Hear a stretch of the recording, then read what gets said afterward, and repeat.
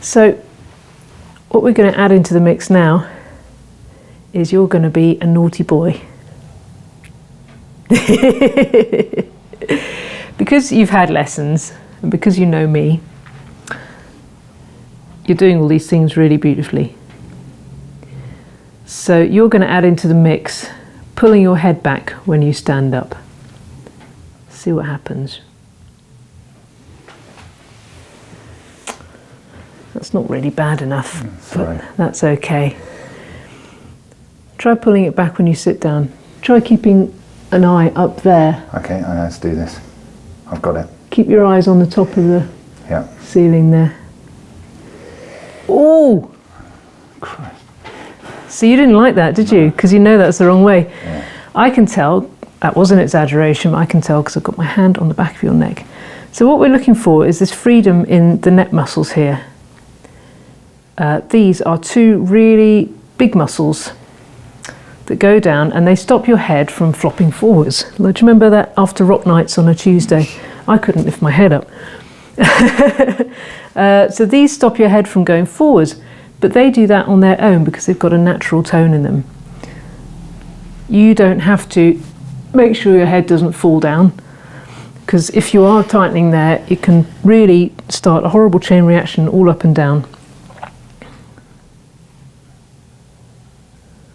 So you can give me consent to move your head up and down, but I'm doing it.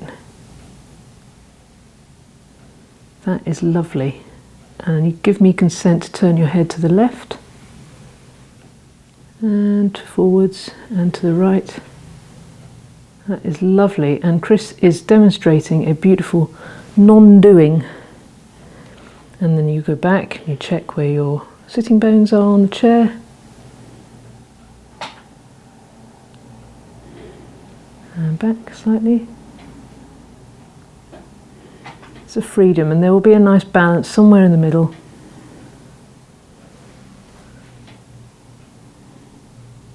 Lovely. So the bad habits that people exhibit when they get out of a chair.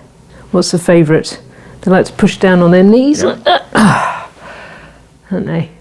And then they pull their head back like that. And they also make a noise, don't they? Oh!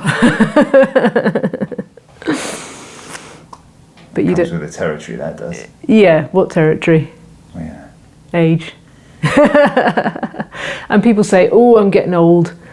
Well, age is just a Number. A number, yes. Okay, so what else can I talk about? Have you any questions at this point, Chris, that would help? No. Okay, right. So while you're sitting here... Yes, I've got a question for you. Good. This is one that confused me when I first started doing Alexander. Yeah, you feel the need that you have to not move once you've been put into that position by the teacher. Ah, right. But how can I tell that my head is actually in the right position? We've got a mirror over there and I can't use it because I can't see it. Right. And I know that you're supposed to know where your head is, but how do you know that your head is actually where it's supposed to be? Because you can't see when you're standing up, because your eyes are sort of in your head rather than looking at your head. Right, okay. So there's two really important considerations there. I'm glad you asked. How do you know when your head is in the right position? So the first thing is that there is no right position. And the second thing is that you can't feel it out. So the only two questions you have to ask yourself, with the knowledge that these muscles here will do the right thing, like anything in your body, will do the right thing if you leave them alone. So basically, if you were to pull your head back, tip your head back, usually a bit like that, isn't it? Yeah. If you pull it back, those are tensing. If you can feel it across the front of your throat, can't you, when you do there's that? There's a strain, isn't there? Yeah. And you can hear it affects your voice as well. So it's not back, and then what's the opposite? It's not forward. Pulling, but you feel it more in your rhombus muscles, don't you? Yeah. And so it's between your shoulder blades. You feel it when your head's pulling forward. Yep. There's also the forwards and down.